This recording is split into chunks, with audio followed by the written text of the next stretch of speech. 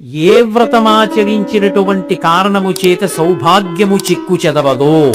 సౌభాగ్యం అంటే ఐదవతనం అంటే ఐదింటిని ధరించడానికి అధికారమును పొంది ఉండడం.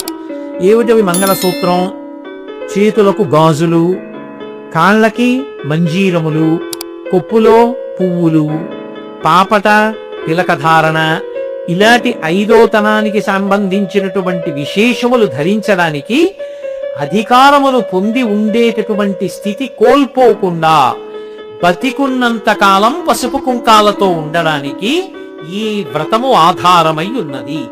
సర్వ సౌభాగ్యకారణం, ఇది సర్వసంపత్కరం శీఘ్రం పుత్రపౌత్ర ప్రవర్ధనం. ఈ వ్రతాన్ని ఆడవాళ్లు చేసినటువంటి కారణం చేత ఏమవుతుందంటే భర్తకి ఆయువు నిలబడుతుంది. 2, ఇది సమస్తమైనటువంటి సంపదలు కలగడానికి కారణమవుతుంది. 3, పుత్ర పౌత్ర ప్రవర్ధనం. మాటలో అందం మీరు గమనించాలి. పుత్ర, ఒక వయస్సులో కొడుకుని కోరుకుంటాడు, వంశాభివృద్ధి జరగాలి కాబట్టి. కూతురు వద్దని అందరూ, కూతురు ఉండాలి, లేకపోతే 2 వంశాలు ఎలా తరిస్తాయి? దశ పూర్వేషాం దశాపరేషాం, 10 తరాలటు 10 తరాలు ఇటు ఎలా తరిస్తాయి కన్యాదానం చేయకపోతే? ఆడపిల్ల ఉండాలి, కానీ తన వంశం నిలబడడానికి కొడుకు ఉండాలి. కాబట్టి పుత్ర పౌత్ర ప్రవర్తనం. ఒక వయస్సులో కొడుకు ఉండాలని కోరుకోవాలి. 70 ఏళ్ళు వచ్చిన ఆవిడ కూడా చేసుకునేటప్పుడు పుత్రులు కావాలని ఎందుకు చేస్తుంది? పౌత్ర ప్రవర్తనం అంటే మనవలు కావాలని చేస్తుంది. అప్పుడు మనవలు కావాలి, ఇంకా పెద్దదైతే మునిమనవలు కావాలి, ఇంకా పెద్దదైతే ఇనుమనవలు కావాలి. అన్నిటికన్నా ముందు ఏం కావాలి? సౌభాగ్యం కావాలి. సౌభాగ్యాన్ని, సంపత్తిని పుత్ర పౌత్ర ప్రవర్ధనము చెయ్యగలిగినటువంటిది. అంటే బాగా జ్ఞాపకం పెట్టుకోండి, ఓ శ్లోకం ఉంటుంది, త్రితలం త్రిగుణాకారం త్రినేత్రం చ త్రియాయుషం త్రిజన్మ పాప సంహారం ఏక బిల్వం శివార్పణం అని. ఒక్క బిల్వాన్ని శివుడి మీద వేస్తే త్రియాయుషం, 3 ఆయుర్దాయాలు చూస్తాడని. ఏమిటి ఆయుర్దాయాలు అంటే? బాల్యము, కౌమారము, యవ్వనము, 3టిని చూస్తాడు. త్రియాయుషం అంటే ఏ ఆయుషంలో నిలబడ్డాడు ఇప్పుడు? వార్ధక్యం అంటే అపమృత్యు దోషం లేకుండా నువ్వు వృద్ధులవైపోయే వరకు ఆరోగ్యంతో బతికుండడానికి కారణం ఒక్క మారేడు దళం శివుడి మీద వేయడం.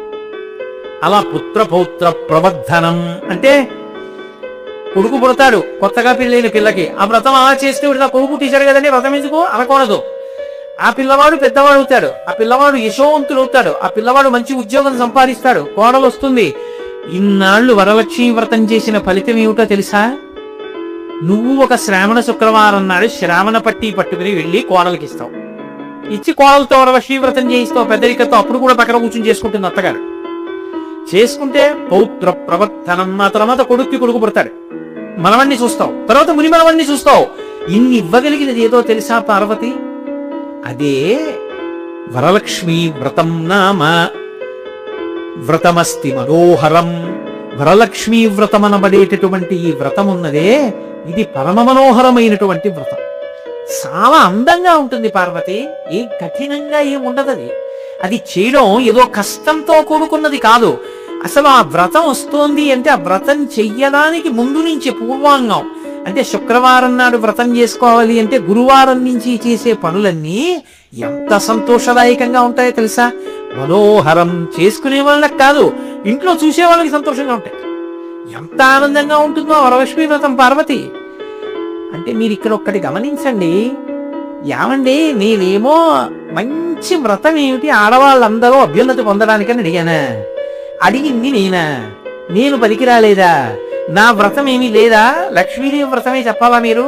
విష్ణుమూర్తి బెల్లం పనికొచ్చిందా అని పార్వతీదేవి అందా? అనదు. ఎందుకో తెలుసా? తత్వత వాళ్ళందరూ ఒకటే. లక్ష్మీ పార్వతీ సరస్వతి ఇన్నుండవు. గీర్దేవతైతి గరుడధ్వజ సుందరీతి శాకాంబరీతి శిశిశేఖర వల్లభేతి సృష్టి స్థితి ప్రళయకీలిషు సంస్థితాయై తస్మై నమస్త్రిభువనైక గురోస్తరుణ్యై అన్నారు శంకరాచార్యుల వారు కనకధారాస్తవంలో. అమ్మా నువ్వే పార్వతి, నువ్వే లక్ష్మి, నువ్వే సరస్వతి, నువ్వే శాకాంబరి అన్నారు. ప్రత్యక్షమైంది. శంకరుని చెప్పింది అబద్ధం అయితే లక్ష్మీదేవి ఎందుకు ప్రత్యక్షం అవుతుంది? ఒక్కటి గుర్తు పెట్టుకోండి, ఒక్క కలెక్టర్ గారు ఏం చేస్తారంటే ఓ ప్యాంటు షర్టు టక్ చేసుకుని కారులో దిగి తన సీట్లో కూర్చుని ఫైల్స్ సంతకం పెడతాడు. అదే కలెక్టర్ గారు డిస్ట్రిక్ట్ మెజిస్ట్రేట్ గా ఓ కోట్ వేసుకుని దర్బార్ తీర్చి కోర్టులో కూర్చుని డిస్ట్రిక్ట్ మెజిస్ట్రేట్ గా కూర్చుంటాడు. అదే కలెక్టర్ గారు ఒక ఆఫీసులోకి వెళ్ళి ఫైల్స్ చూసి సీల్ చేస్తాడు. అదే కలెక్టర్ గారు ఒక అగ్ని ప్రమాదం జరిగితే ఆదుకుంటాడు. అదే కలెక్టర్ గారు పొలం లేక బాధపడుతున్న వాడికి 2 ఎకరాలు బంజరు భూమి ఇస్తారు. అదే కలెక్టర్ గారు అల్లంలో జరుగుతుంటే ఫైర్ కాల్ చేయండి. ఇన్ని అధికారాలు ఉన్న కలెక్టరు ఒక్క చోట కూర్చుంటే మెజిస్ట్రేట్, ఒక చోట కూర్చుంటే కలెక్టర్, ఒక చోట కూర్చుంటే ఇన్స్పెక్టింగ్ ఆఫీసర్, ఇన్నిగా ఒకడే మారిపోతున్నట్టు ఆ తల్లియే మీకు చదువు ఇవ్వాలని అడిగితే తెల్లబట్ట కట్టుకొస్తుంది. ఆ తల్లి శక్తి కావాలని అడిగితే ఎర్రబట్ట కట్టుకొస్తుంది. ఆ తల్లి డబ్బు కావాలంటే పచ్చబట్ట కట్టుకొస్తుంది. ఈ కోటేశ్వరరావే ఇప్పుడు పంచె కట్టుకున్నాడు. ఈ కోటేశ్వరరావే రేపు సూర్యాపేట విడిచిపెట్టి వెళ్ళిపోయేటప్పుడు ప్యాంట్ వేసుకుని వెళ్ళిపోవచ్చు. అంత మాత్రం చేత వాడు కోటేశ్వరరావు కాకుండా పోతాడా? బట్టబట్టి కోటేశ్వరరావు కాడు. ఎప్పుడు ఏ కర్మ చేస్తున్నాడో ఆ కర్మకి తగిన బట్ట కట్టుకుంటాడంతే తప్ప అది ధర్మం తప్ప బట్ట మారినంత మాత్రం చేత కోటేశ్వరరావు కాకుండా మాత్రం పోడు. అలా ఎప్పుడూ ఆవిడ పరదేవత, కానీ ఆవిడ కట్టుకున్న బట్ట బట్టి మనకిచ్చే కోరికలు ఉంటాయి. అటువంటి తల్లి వరలక్ష్మి గురించి చెప్తున్నాడు. పరమశివుడు అంటే పార్వతి గురించి చెప్పట్లేదు అనేది అని అర్థం కాదు. వాళ్ళందరూ ఒకటే. అందుకే తిక్కన గారు భారతం చేస్తూ శ్రీయన గౌరి నాబరగు చిల్వగు చిత్తము పల్లవింప భద్రాయితమూర్తి అయి హరిహరంబగు రూపము దాల్చి విష్ణురూపాయ నమశివాయ అని ఎవరు అంటున్నారో అటువంటి భక్తులందరినీ కూడా అనుగ్రహించేవాడా అని పిలిచారు. లక్ష్మి అంటే పార్వతి. శ్రీయన గౌరినాబరగు చల్వగు చిత్తము పల్లవింప అన్నారు. లక్ష్మియే పార్వతి అని. కాబట్టి ఆ తల్లికి వరలక్ష్మి వ్రతం నామ వ్రతమస్తి మనోహరం. వ్రతములలో మనోహరమైన వ్రతం పార్వతి వరలక్ష్మి వ్రతం. ఈ వ్రతం ఎలా చెయ్యాలో తెలుసా అని ఆయన మొదలుపెట్టాడు. మొదలుపెట్టి ఇది ఎవరు చెయ్యాలో ఎలా చెయ్యాలో లక్ష్మీదేవి చెప్పింది. ఒకప్పుడు ఎవరికి చెప్పిందో తెలుసా పార్వతి? కుండిన నగరం అని ఒక నగరం ఉండేది. ఆ నగరంలో చారుమతి అని ఒక స్త్రీ ఉండేది. ఆమె పేరు చారుమతి. మతి అంటే బుద్ధి, చారు అంటే చాలా హర్షించదగిన మంచి విశాలమైనటువంటి బుద్ధి కలిగినది, ఆదరణీయమైన బుద్ధి కలిగినది. అటువంటి చారుమతి ఉంది. ఆవిడ ఎంత భక్తితో ఉంటే లక్ష్మీదేవి ఆవిడకి కనపడింది. ఇది పట్టుకోవాలి. వ్రతం చేసేటప్పుడు ఇది తెలుసుకోవాలి. వరలక్ష్మీ వ్రతం చెయ్యడానికి అమ్మవారు ప్రీతి పొందడానికి కారణమేమి, ఎంత డాంబికంగా చేశావన్నది కాదు. చారుమతి పట్ల లక్ష్మీదేవి ఎందుకు ప్రీతి పొందినది అంటే వ్యాసుల వారు కొన్ని మాటలు చెప్పారు. పతిభక్తిరత సాధ్వి, ఆమె శ్వశ్రు శ్వశురయోర్ముదా కళావతి సావిదుషి సతతం మంజుభాషిణి ఇవి చెప్పారు. ఇందుకు కనపడింది లక్ష్మీదేవి కల్లో. ఏంటి ఆవిడ? పతిభక్తిరత, ఆమె విశేషమైనటువంటి పతిభక్తి కలిగిన సాధ్వి. సాధ్వి అంటే పతివ్రత. ఈ దేశానికి ఉన్న గొప్పతనం ఏమిటంటే పురుషులు కొన్ని వేల సంవత్సరములు అన్నిటినీ విడిచిపెట్టి తపస్సు చేస్తే భగవంతుణ్ణి పొంది ఎంత శక్తి పొందారో, భర్తయే దైవము అని చెప్పి తన ధర్మాన్ని పాటించిన ఆడవాళ్లు కూడా అంత శక్తిని పొందారు. దాన్ని పతివ్రతా ధర్మము అని పిలుస్తారు. ఇక్కడ మీరు ఒక్క విషయం, సున్నితమైన విషయాన్ని గుర్తుపెట్టుకోవాలి. ధర్మము, ధర్మ రహస్యము, ధర్మ సూక్ష్మము చాలా సున్నితంగా ఉంటాయి. ధర్మము దేన్ని బట్టి ఉంటుంది అంటే ధర్మము అవతల వారిని బట్టి ఉండదు. ధర్మము నా వైపు నుండి ఉంటుంది. ఇప్పుడు నేను పితృధర్మాన్ని పాటించాలి. తండ్రిగా నా ధర్మం నేను చెయ్యాలి.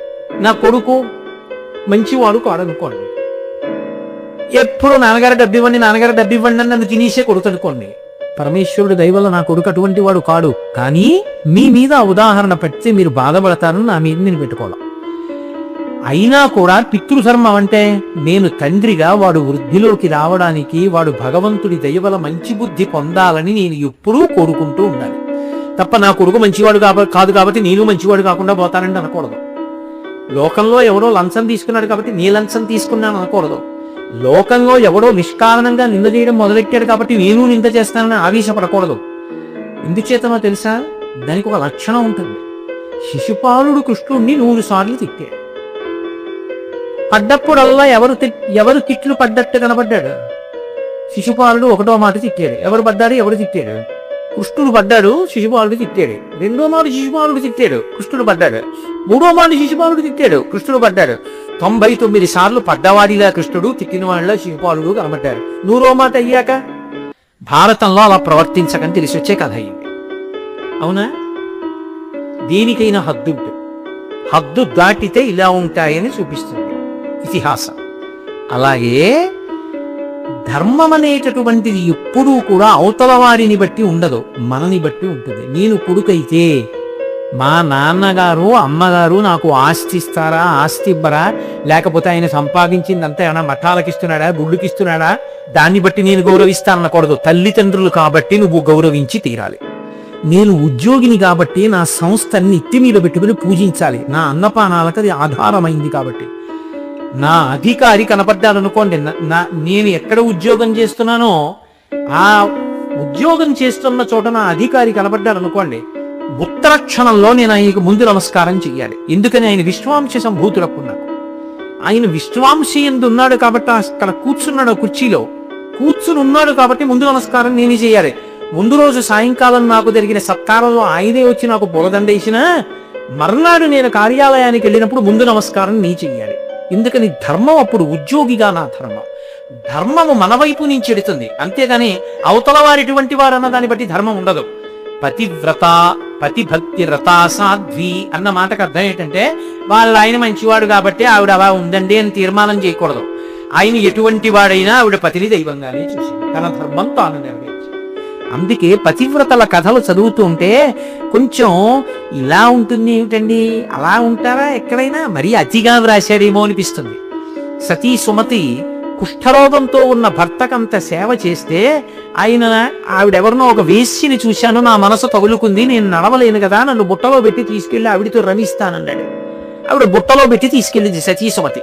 తీసుకెడుతుంటే కొరత వేసినటువంటి ఋషికి ఆయన శరీరం తగిలింది, చెయ్యో కాలో తగిలితే ఆయన శూలం గట్టిగా గుచ్చుకుంది. ఆయన అన్నాడు తెల్లవారేటప్పటికి చచ్చిపోతాం. వెంటనే సతీ సుమతి ఏం చేసిందంటే అసలు తెల్లవారకుండా చేసేస్తున్నాడు సూర్యుడు గ్రహించాడు.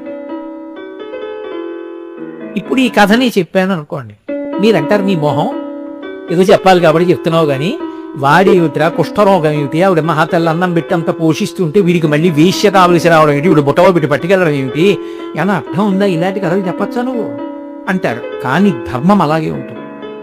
ధర్మము మన వైపు నుండి ఉంటుంది. అందుకు ఆవిడ చరిత్రలో మిగిలిపోయింది. వాడు అలాంటి వాడు కాబట్టి నేను వదిలిసిపోతున్నానంటే కథ ఎందుకు, ఆవిడ ఎందుకు ఆదర్శమూర్తి అవుతుంది, ఆవిడ కథ ఎందుకు చెప్పుకుంటాం. ధర్మము నా వైపు నుండి, ఆయన ఎటువంటి వాడు ఏ తీర్పు చెప్పను, ఆయన నాకు దైవం, ఆయన సేవనే చేస్తున్నాడు అంతే. ఇప్పుడు ఆవిడ తరించిపోయింది. ఇది ధర్మమునందు ఉండేటటువంటి సూక్ష్మ. అవతలవాడి బట్టి నువ్వు కదలకూడదు, నువ్వుగా కర్తవ్య నిర్వహణ చెయ్యాలి. కాబట్టి ఆవిడ పతిభక్తి రత సాధ్వి. వాళ్ళ ఆయన గురించి ఎక్కడైనా ఉందా ఆ కథలో? వాళ్ళ ఆయన ఇటువంటి వాడే చెప్పారా? చెప్పలేదు. కానీ విశాల హృదయంతో మనమేమనుకోవాలంటే చాలా మంచివాడని చెప్పారు. వ్యాసుల వారు అంతకన్నా భిన్నంగా చెప్పలేదు కాబట్టి. కానీ ఒకవేళ ఆయన మంచివాడు కాకపోయినా చారుమతి మాత్రం ఆయన్నే దైవంగా చూసింది. ఎందుకంటే ధర్మం అన్న మాట ఒకటి ఉంది కాబట్టి. పతిభక్తి రతాసాత్వి, పతిని దైవముగా చూస్తే స్త్రీ ఏమవుతుంది అన్నారు, పతివ్రత అవుతుంది. పతివ్రత అయితే ఏమవుతుంది అంటే కొన్ని వేల సంవత్సరములు తపస్సు చేసిన వాడికి ఏ శక్తి వచ్చేస్తుందో పతివ్రతకు అదే శక్తి వస్తుంది. రామాయణంలో అయోధ్యకాండలో రామచంద్రమూర్తి లక్ష్మణస్వామితో సీతమ్మతో వెళ్ళిపోతూ అత్రి మహర్షి ఆశ్రమానికి వెళ్ళారు. వెళ్ళి అత్రి మహర్షికి నమస్కారం చేస్తే అత్రి మహర్షి నవ్వి అన్నాడు, రామ అత్రి మహర్షి ఆశ్రమం ఎక్కడని అడిగావా ఏమి? ఇక్కడ ఎవరికి తెలియదు అత్రి మహర్షి ఆశ్రమం అంటే. అనసూయమ్మ ఆశ్రమం ఎక్కడనడుగు ఎవరైనా చెప్తారు, మా ఆవిడ అంత గొప్పదో అంటే. భార్యని పొగుడుతున్నారని కాదు దాని అర్థం. ఎందుచేతనో తెలుసా? ఆవిడ మహాపతివ్రత అయి అత్రి మహర్షిని అనుగమించింది. అనుగమిస్తే ఆవిడ ఏ శక్తి పొందిందో తెలుసా? ఆ మహాతల్లి కొడుకే దత్తాత్రేయుల వారు. ఆవిడ ఎంత శక్తిని పొందేసిందంటే అనసూయమ్మ, సతీ సుమతికి తెల్లవారితే భర్త చచ్చిపోతాడు, కొరత వేయబడ్డ మహర్షి మాండవ్య మహర్షి శాపం ఇచ్చాడు. అందుకని తెల్లవారు సూర్యోదయం అవుతుందన్నాడు. నా భర్త పడిపోవడానికి వీల్లేదు, నా ఐదోతనం పోవడానికి వీల్లేదండి. సూర్యోదయం అయిపోయింది. దేవతలందరూ బ్రహ్మగారి దగ్గరికి వెళ్ళారు. అయ్యో సూర్యోదయం అవ్వట్లేదు, సూర్యోదయం అవ్వకపోతే సంధ్యావందనాలు లేవు, పూజలు లేవు, ప్రమాణం లేదు, కాలం నరక లేదు, ఆగిపోయింది. అందుకని ఎలా అన్నారు. ఆయన 4 తలలు ఓసారి పట్టుకుని అన్నాడు, ఇది నా వల్ల తెగదు, ఈవిడికి నచ్చ చెప్పగలిగింది. ఎందుకని ఆవిడ భర్తకు సంబంధించిన వ్యవహారం అది. అది మాట్లాడాలంటే ఇంకో పతివ్రత మాట్లాడాలి. అనసూయమ్మ దగ్గరికి వెళ్ళండి అన్నాడు. దేవతలందరూ అనసూయమ్మ దగ్గరికి వెళ్ళారు. అనసూయమ్మ అంది, ఎవరా మాట అంది సూర్యుడు ఉదయించకూడదని? సుమతి అంది. ఎందుకంది? సూర్యుడు ఉదయిస్తే ఆవిడ భర్త పోతాడు. ఓ అలాగా. ఆవిడ వచ్చింది. సుమతి, సూర్యుడు ఉదయించడానికి అంగీకరించండి. ఆవిడందమ్మా నమస్కారం, కానీ నా భర్త శరీరం పోతుంది. ఆవిడంది, ఎందుకు పోతుంది? సూర్యోదయం అవుతుంది, మీ ఆయన పోతాడు, అంతే కదా, నేను బతికిస్తాను నా పాతివ్రత్యంలో, ఉదయించమన్నా. సుమతి అంగీకరించింది. సూర్యుడా ఉదయించు అంది. సూర్యోదయం అయింది. సుమతి భర్త శరీరం వదిలేడు. అనసూయమ్మ తన పాతివ్రత్య శక్తి చేత మళ్ళీ బతికించింది. మహాతల్లి దగ్గరికి బ్రహ్మ విష్ణు మహేశ్వరుడు వచ్చారు. ఆవిడ పాతివ్రత్యం యొక్క వైభవాన్ని లోకానికి చాటి చెప్పడానికి పరీక్షలు చేయరు, లోకానికి తెలియాలి. వచ్చి ముగ్గురు భోజనానికి కూర్చున్నారు. అన్నం పెట్టమ్మా, నీ చేతి అన్నానికి వచ్చామన్నారు. తప్పకుండా పెడతాను. నిష్టలు లేచింది, వడ్డించింది. అత్రి మహర్షి అక్కడే నించున్నారు. వాళ్ళు అన్నారు, ఆవిడ్ని పరీక్ష, ఆవిడ యొక్క గొప్పతనం లోకానికి చెప్పాలని, అంతేగాని అర్థం లేని కోరికలు కోరుతారు అనుకోకూడదు ఎప్పుడు. వాళ్ళు అన్నారమ్మా, మాకు నియమం ఉందమ్మా, మాకు వడ్డన చేసేటప్పుడు ఒంటి మీద బట్ట లేకుండా వడ్డన చెయ్యాలి, అలా చేస్తేనే మేము తింటామన్నారు. ఆవిడ ఒక్క క్షణం ఆలోచించింది. ఎలా? తప్పకుండా అలాగే చేస్తాను. ఆ నీళ్లు తీసి ముగ్గురి మీద చల్లింది. ఎవరు? బ్రహ్మ విష్ణు మహేశ్వరుడు వాళ్ళు. ఆ ముగ్గురి మీద చల్లితే పసిబిడ్డలై పీటల మీద పడుకున్నారు. ఆవిడ వాళ్ళు ఏ నియమం చెప్పారో నియమం ప్రకారం వడ్డించింది. వడ్డించి తాను బొట్ట కట్టుకు నిలబడి మళ్ళీ నీళ్ళు చల్లింది. అన్నం తినండి అంది. మీరు ఎలా అడిగారో అలా వడ్డించా, తినండి అంది.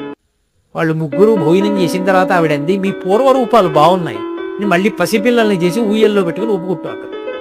ముగ్గురమ్మలు హడిరిపోయారు. ఇదేమిటి, మా ముగ్గురు భక్తులు వెళ్ళి పిల్లలై కూర్చున్నారు అనసూయమ్మ దగ్గర వచ్చి, అమ్మా అమ్మ మాకు ఇచ్చేయమ్మా అన్నారు.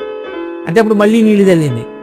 కోడలు బాధపడుతున్నారు, వెళ్ళి రెండంది. ముగ్గురు మూర్తులకు తల్లి మహాపాతివ్రత్యం వచ్చే. అందుకే వాల్మీకి మహర్షి ఏమి వర్ణించారో అనసూయమ్మని. ఆ అత్రి మహర్షి మూల పురుషుడుగా వచ్చినటువంటి గోత్రం ఆత్రేయస గోత్రం. అందులో పుట్టిన వాళ్ళు ఎంత అదృష్టవంతులు.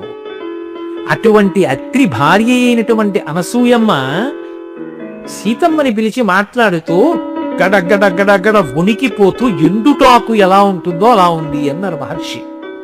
ఆవిడ సీతమ్మని పిలిచి ఒక ప్రశ్న వేసింది. ఏమమ్మా, నీ ఆయన అంత ధనుర్ధరుడు, అంత కోదండ విద్యాపారంగతుడు, ఓ రాత్రి దశరథ మహారాజు గారు పిలిచి నీకు రాజ్యం ఇవ్వట్లేదురా, కైకమ్మ 14 ఏళ్ళు అరణ్యవాసం చేయమంది నిన్ను, అందుకని రాజ్యం ఇవ్వని వెళ్ళిపో అన్నాడు. మీ ఆయన అలాగే అడగారండి, మీ మామగారు ఇచ్చిన వరాన్ని నిజం చేయడం కోసమని అరణ్యానికి వచ్చేసాడు, చేతకాని వాళ్ళ కనపడలేదా అని. సీతమ్మంది, అమ్మ, లోకంలో రాత్రి మద్యపానం చేసొచ్చి భార్యని పశువుని కొట్టినట్టు కొట్టి పడుకునేటటువంటి భర్తలున్నారు. అయినా ఆ భార్య నిద్రలేచి మంగళసూత్రాలు కళ్ళకద్దుకుని ఆయన బతికుండాలని కోరుకుంటోంది. అపకీర్తి తెచ్చి అప్రతిష్టతో బతుకుతున్న భర్తలున్నారు. అయినా వాడు బతికుండాలని ఆ ఇల్లాలు కోరుకుంటోంది. అమ్మా, నా భర్త రాజ్యం పోయిన ధర్మానికి కట్టుబట్టాడమ్మా, అటువంటి భర్తని పొందినందుకు పొంగిపోతున్నాను. కౌగులించుకుని అనసూయమ్మ సీతమ్మని, ఇంత చిన్న వయస్సులో నీకు ఎలా తెలిసిందమ్మా ఇంత ధర్మం అంది. ఆవిడంది, ప్రాణి ప్రధాన కాలేన యత్పురాత్వగ్ని సన్నిధవు అనుశిష్టా జనన్యాస్మి వాక్యం తదపి మే ధృతం అంది. అమ్మా, ఆఖరికి కన్యాదానం చేసే ముందు కూడా మా అమ్మ నాకు అత్తవారింట్లో పిల్ల ఎలా ప్రవర్తించాలో చెప్తూనే ఉందమ్మా. పతివ్రతా ధర్మాలు నేర్పిందమ్మా, అందుకే నా మనసు ఇంకొకలా వెళ్ళదమ్మా అంది. అంటే అప్పుడు అనసూయమ్మ అంది, అసలు అద్భుతం అండి ఆ శ్లోకం. ఏమి వాల్మీకి మహర్షి, రుణపడిపోయాం ఆయనకి జాతి అంతా. ఆవిడంటుంది, నాతో విశిష్టం పశ్యామి బాంధవం విమృశంత్యహం సర్వత్ర యోగ్యం వైదేహి తపకృత విహావ్యయం. ఓ సీత, నాకు అనిపిస్తోంది భర్త ఇవ్వగలిగినంత ఇవ్వగలిగిన వాడు ఆడదానికి ఈ లోకమునందు ఇంకొకడు లేడు, అంగీకరిస్తావా? తప్పకుండా. ఆవిడ వివరించింది మన కోసం. ఒక తండ్రి ఉంటాడు, నా కూతురే ఉంది, నా కూతురికి నేను తండ్రిని, నా కూతురికి తండ్రిగా నేనేమి ఇవ్వగలను? దాంతో పెళ్లికి ముందు రుక్మిణీ కళ్యాణం చేయిస్తాను, లేకపోతే ఏదో కాత్యాయని వ్రతం చేయిస్తాను, దానికోసం గుళ్ళ కెడతాను, గోపురాలు కెడతాను. దానికి జీవితంలో పరిపూర్ణమైన తృప్తినిచ్చేవాడెవరు? దాని భర్త. ఆయన నా అదృష్టమే నీలాంటి ఇల్లాలు అంటే గజారోహణం చేయించినట్టు పొంగిపోతుంది. దానికి తల్లి అనిపించుకునే అదృష్టం నా అల్లుడి వలన కలుగుతుంది. నా అల్లుడు చేసే పుణ్యంలో సగభాగం దానికి వెళ్ళిపోతుంది. నా అల్లుడు సంపాదించిన ఐశ్వర్యం దానికే చెందుతుంది. అది కూడా అదే యజమానురాలు, అదే అతని లక్ష్మి. అది నా అల్లుడికి పట్టెడు పలహారం పెడితే ఈశ్వరుడికి ప్రాతకాల నైవేద్యం పెట్టినట్టు, మధ్యాహ్న భోజనం పెడితే మహానైవేద్యం పెట్టినట్టు, రాత్రి నా అల్లుడి కాళ్ళు పడితే అది పరమేశ్వరుడికి పాద సంవాహనం చేసినట్టు, నా అల్లుడు సంతోషించడానికి ఒక పాట పాడితే ఈశ్వరుడి ముందు దానం చేసి రాజోపచారం చేసినట్టు, నేను ఒక పూజ చేసుకోవాలంటే నా మనసు అక్కడ నిలబెడితేనే పూజ పూర్తవుతుంది. నా మనసు అక్కడ పెట్టి నేను నైవేద్యం పెడితేనే ఈశ్వరుడు ఆ అన్నాన్ని పుచ్చుకోవచ్చు. కానీ నా భార్య పరమ ప్రేమతో తీసుకొచ్చి పెట్టింది అనుకోండి, నేను తింటే పరమేశ్వరుడు తిన్నారని దాని ఖాతాలో వేస్తారు. కాబట్టి భర్త ఇచ్చినటువంటి అమితమైనటువంటి పుణ్యాన్ని ఏ పురుషుడిస్తాడు? నేను ఎంతో కష్టపడి ఒక దేవాలయానికి 100 ప్రదక్షిణాలు చేశాను అనుకోండి, 50 ప్రదక్షిణాల పుణ్యం నా భార్య ఖాతాలో వేసేస్తారు. 50 ప్రదక్షిణ పుణ్యాలే నాకుంటుంది.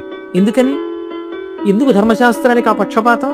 అంటే నేను 100 ప్రదక్షిణాలు చేసి ఇంటికి వెళ్ళేటప్పటికి తినడానికి పలహారం ఎవరు చేశారు? అది చేసి పెట్టింది, లేకపోతే ప్రదక్షిణాలు ఎక్కడి నుంచి చేస్తాను? నేను కార్యాలయానికి వెళ్ళి తిరిగి వస్తే మధ్యాహ్నం తమ్మటి భోజనం ఎవరు పెట్టారు? అది పెట్టింది. అది క్షేత్రంగా లేకపోతే నా వంశం ఎక్కడ వృద్ధిలోకి వచ్చింది? నా కామాన్ని ధర్మంతో ముడిపడడానికి అది క్షేత్రమైంది. అటువంటి భార్యకి నీ పుణ్యంలో సగభాగం వెళ్ళిపోతోందండి. భర్త పుణ్యాత్ముడు భగవద్భక్తుడు అయితే అసలు నిజానికి భర్త కన్నా ఎక్కువ పుణ్యం ఎవరి ఖాతాలోకి వెళ్ళిపోతుందంటే భార్య ఖాతాలోకి వెళ్ళిపోతుంది. ఆవిడ భర్తది సగం పుణ్యం ముచ్చుకుని ఆవిడ శ్రీరామ శ్రీరామ శ్రీరామ అందనుకోండి, ఆ పుణ్యం ఆవిడికి. ఎందుకంటే ఆవిడ నీకు పనులన్నీ చేసి పెట్టి శ్రీరామ అనుకుంది, వెళ్ళి అందులో సగం నీకెందుకు ఇవ్వరు, ఆవిడికే ఇస్తారు. కాబట్టి భర్త ఇచ్చినంత ఎవరిస్తారు? ఆయన ఉన్నాడు, ఐదోతనం ఆయన ఉన్నాడంతే. అందుకే అమ్మయ్యా సువాసిని ఎదురొచ్చిందండి, బయలుదేరండి, గబగబా బయలుదేరండి, ఎంత అదృష్టమో ఆవిడ ఎదురొచ్చారు అంటారంతే. ఆవిడ గయ్యాలిదా ఏమిటి అనవసరం, ఆవిడ సువాసిని చాలు. ముత్తైదు అబ్బా మంచి శకునం అండి, అమ్మా మహాతల్లి పార్వతీదేవిలో వచ్చారు, రండి రండి రండి అంటారు. ఆవిడ ఇంటికి వచ్చింది, కాస్త కుంకం పెడతారేమో, అమ్మవారిలో వచ్చిందండి దీపం పెట్టగానే అంటారు. ఆయన ఉన్నారు, ఆవిడికి అంత గౌరవం వచ్చింది. అందుకే ఆవిడంది అనసూయమ్మ, సర్వత్ర యోగ్యం వైదేహి తపకృత విహాంజయం. అపారమైన తపస్సు చేసినటువంటి వాడి యొక్క తపస్సు ఆయనలోనే ఎలా ఉంటుందో అలా భర్తకి ఉపచారములు చేస్తూ పరమ ప్రీతితో భర్తని అనువర్తించినటువంటి స్త్రీ యందు పతివ్రత ధర్మము ప్రకాశించి అంత తపశ్శక్తి వెళ్ళిపోతుంది ఆడదానికి. లోకంలో సనాతన ధర్మంలో ఎంతమంది పతివ్రతలు లేరు. సీతమ్మన్లా ఏమనుకుంటున్నావు?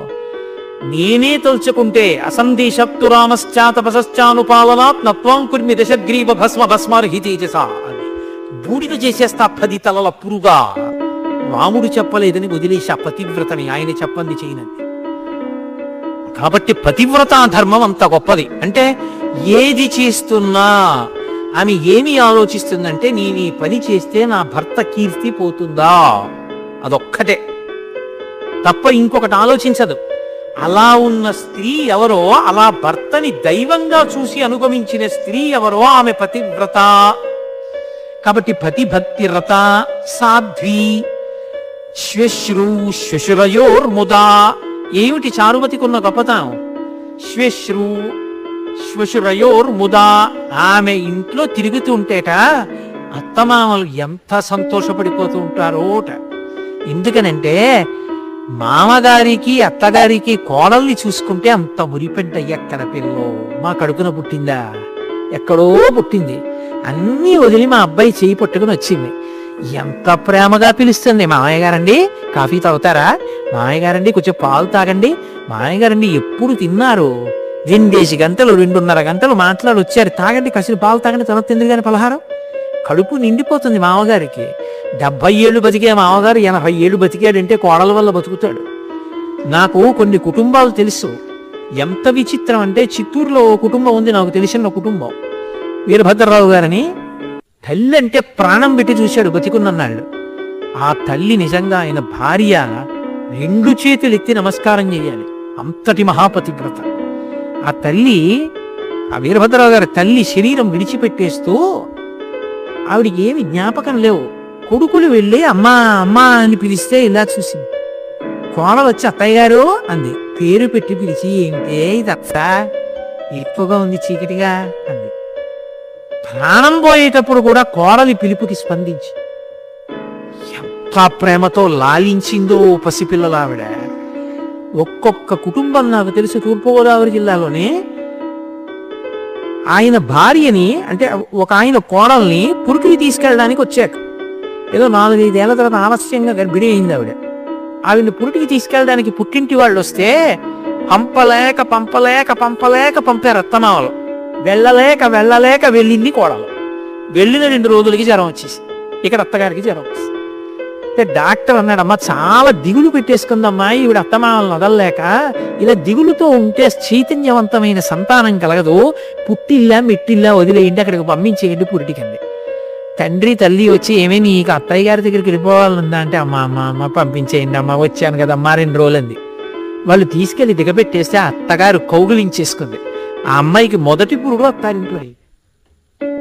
ఒక్కొక్క చోట అలా ఉంటారు, అన్ని చోట్ల అలా ఉండాలని విశ్వాసం. కాబట్టి శ్వశురయోర్ముదా ఆమె నడవడి అత్తమావలు సంతోషించడానికి కారణమే. అబ్బా ఏం పిల్ల, రామ్మ నువ్వు తిను అన్నాడు మామగారు. ఒక్క నిమిషం మామయ్య గారు వచ్చేస్తారు, ఆయన కూడా కింద కారు పెడుతున్నారు కదా, వచ్చేస్తారు పాపం ఆకలితో ఉన్నారు, ఆయన కూడా రానివ్వండి అంది తప్ప ఆయన రాకుండా తను తినలేదు. తన మాట కాదని తినలేదని మామగారు నొచ్చుకుంటాడా? తన కొడుకు వచ్చే వరకు ఆగిందని మురిసిపోతాడా? ఇలాంటి కోడలు వచ్చిందని పొంగిపోడు. ముదా అత్తమావల యొక్క సంతోషం ఆ కోడలి యొక్క ప్రవర్తన. అంత మంచి నడవడి కలిగిన పిల్ల అమ్మాయి. కాబట్టి పతిభక్తి రత సాధ్వి శ్వశ్రు శ్వశరయోర్ముదా. ఆమె కళావతి అంటే ఆమెకు అనేకమైన కళలు తెలుసు, మంచి రంగవల్లులు పెడుతుంది. ఆమె చక్కగా పద్యం చదువుతుంది మామగారికి. మామయ్యగారు ఇవాళ నేను చదువుతాను, కాసేపు వినండి, మీరే ఊరికే కళ్ళతోడు పెట్టుకుని చదువుకోక్కర్లేదు, ఇవాళ నేను భాగవతంలో భీష్మాచార్యుల వారి యొక్క స్థుతిగట్టం చదువుతాను వినండి మామయ్యగారు అని చదువుతుంటే మామగారు వింటూ పొంగిపోయి కళ్ళంబట నీళ్లు పెట్టుకుని సంతోషపడిపోయి ఇలాంటి కోడలు వచ్చిందని. కాబట్టి ఆమె ఎంత మంచి పిల్ల అంటే కళావతి, చక్కగా వీణ వాయిస్తుంది, ఓ పాట పాడుతుంది. ఎందుకు ఇవి అవన్నీ ఎందుకండి అంటారేమో, ఇంట్లో పూజ జరుగుతోంది, రాజోపచారం జరగాలి, వాద్యం ఘోషయామి అన్నారు మామయ్య గారు ఎప్పుడు వాద్య ఘోషయామి అని గంట ఎక్కర్లేదు, నేను వాయిస్తానని వీణ పట్టుకొచ్చి కాసేపు వీణ వాయించింది. గీతం విశ్రావయామి మామయ్య గారు నేను పాడతానండి ఇవాళ అని కంజదలాయతాక్షి కామాక్షి అని పాట పాడింది వెనక కూర్చొని. ఆ మామగారు ఎంతో పొంగిపోతాడు. అమ్మాయి ఇన్నాళ్ళు చేశాను కానీ గీతం శ్రావయామి అండమే, నువ్వు వచ్చాక నాన్న నేను ఆ ఉపచారం చెప్తే పాట పాడేవరా తల్లి. ఎంత పొంగిపోతాడు మామగారు, ఎంత పొంగిపోతాడు భర్త. కాబట్టి కళావతి సావిదుషి, ఆమె గొప్ప విద్వాంసురాలు అన్న మాటకు అర్థం ఓహో సంస్కృతాంధ్రములు అద్భుతంగా చదివేసి పద్యాలన్నీ బట్టి పెట్టేసిందని కాదు దాని అర్థం. ఏది ఎందుకు చెప్పబడిందో బాగా తెలుసుకుంది. కళావతి సావిదుషి సతతం మంజుభాషిణి. ఆమె మాట యందు వ్యగ్రత ఉండదు. ఆడదాని మాట యందు వ్యగ్రత ఉందనుకోండి, పురుషుని యొక్క ఈప్సితము సిద్ధించదు.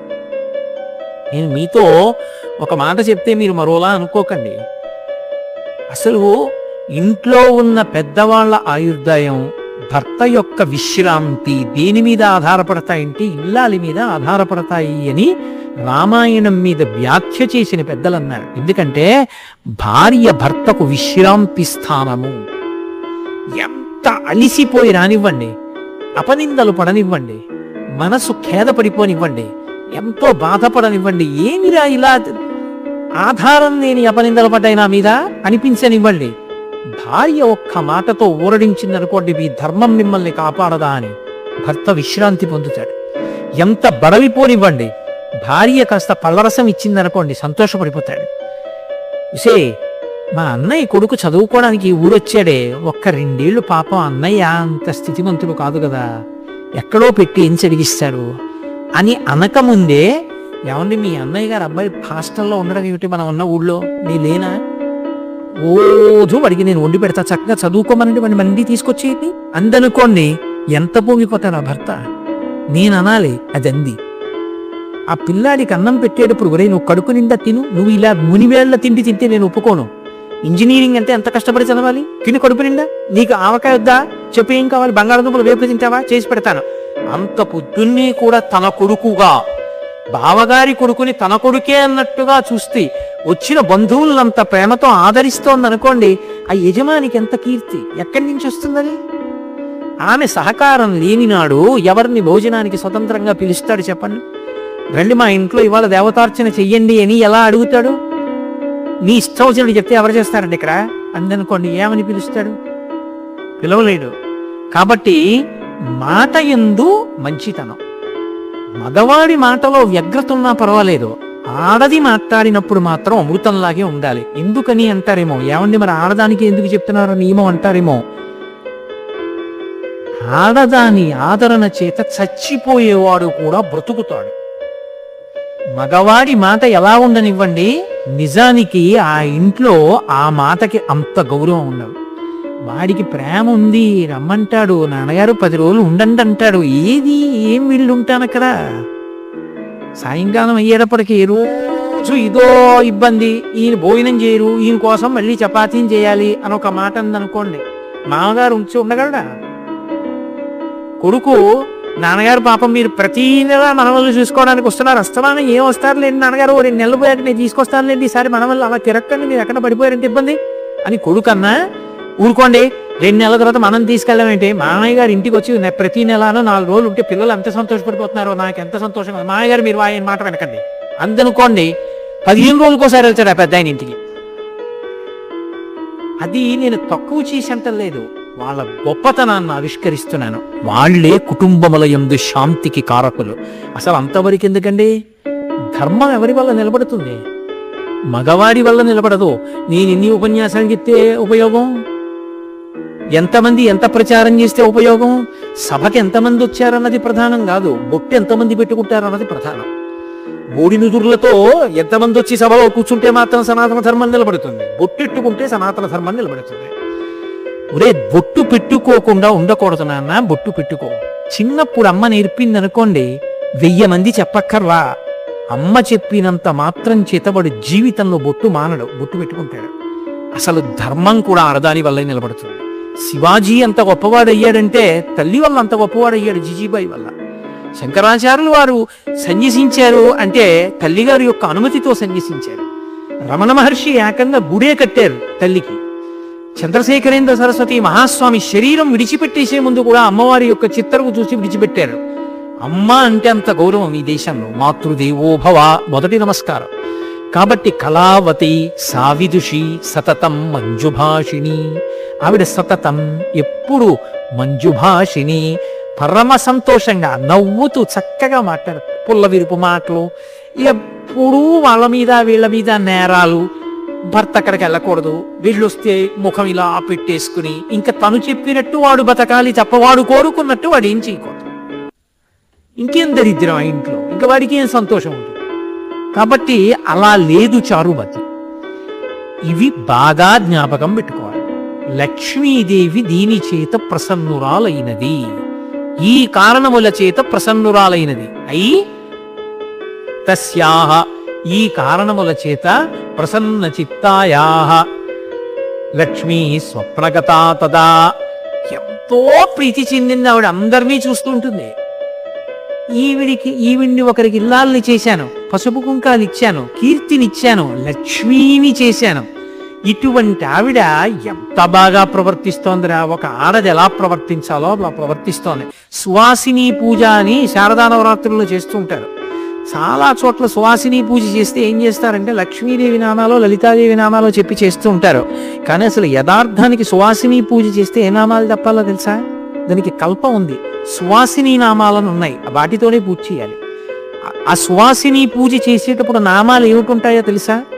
ఇంటికి వచ్చిన వాళ్ళని ప్రేమతో పలకరిస్తుంది, గురువుగారు కనపడితే వంగి నమస్కారం చేస్తుంది, తన భర్తని దైవంగా భావిస్తుంది, అత్తమామల్ని సేవిస్తుంది, తల్లిదండ్రుల యందు గౌరవం ఉన్నది, ఇరువంశములకు ఖ్యాతి తెచ్చింది, మరుదుల్ని వాళ్ళని కన్న బిడ్డల్లా చూస్తుంది. అతిథుల పాలిట అన్నపూర్ణ, విద్వాంసురాలు, ధర్మమునందు అనురక్తి కలిగినది, పురాణ శ్రవణమునందు ఎంతో ఉత్సాహమున్నది, భగవద్భక్తి కలిగినది, పెద్దల సేవ చేయునది.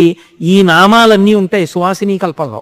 మేము ప్రతి సంవత్సరం సువాసిని పూజ చేయిస్తుంటాం శారదా నవరాత్రుల్లో. చేయించినప్పుడు ఈ కల్పంతోనే చేయిస్తాం.